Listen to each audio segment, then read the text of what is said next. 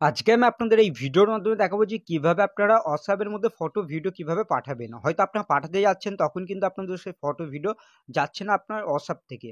সমস্যা হচ্ছে, তাহলে এটা কিভাবে ঠিক করবেন? এখানে ধরুন আমি কোনো জায়গাতে ফটো ভিডিও পাঠাবো বা কাউকে হয়তো আমি পাঠাবো। এখানে ধরুন আমি সার্চ করে নিচ্ছি একটি আমার ফ্রেন্ড, আমি এখানে দেখিয়ে দিচ্ছি, আমি সিম্পল ভাবে দেখাচ্ছি আমি এখানে পাঠাবো তাকে। এবার একে ফটো ভিডিও পাঠাতে হলে পরে কি করতে হবে? এখানে সিম্পল ভাবে আমাকে ফটো ভিডিও অপশনে ক্লিক করতে হবে বা ক্যামেরা আইকনে ক্লিক করতে হবে, তবে যাবে ফটো ভিডিও। যেহেতু আমি এই অপশনে ক্লিক করছি, ক্লিক করার পর গ্যালারি অপশনে চলে যাচ্ছি। এবার যাওয়ার পর কিন্তু এরকম ইন্টারফেস কিন্তু দেখাচ্ছে।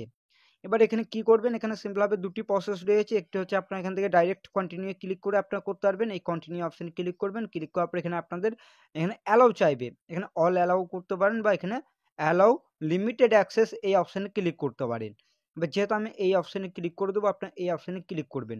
যে ফটোটা আপনারা পাঠাতে চান সেই ফটোটিকে ক্লিক করবেন। ক্লিক করার পর এখানে সিম্পল ভাবে অ্যালাউ অন অপশনে ক্লিক করে দেবেন। যটা ফটো আপনারা পাঠাতে চান সিম্পল ভাবে সেই ফটোটিকে এখানে চুজ করবেন। করার পর এখানে এখান থেকে আপনারা পাঠাতে পারবেন খুবই সহজে।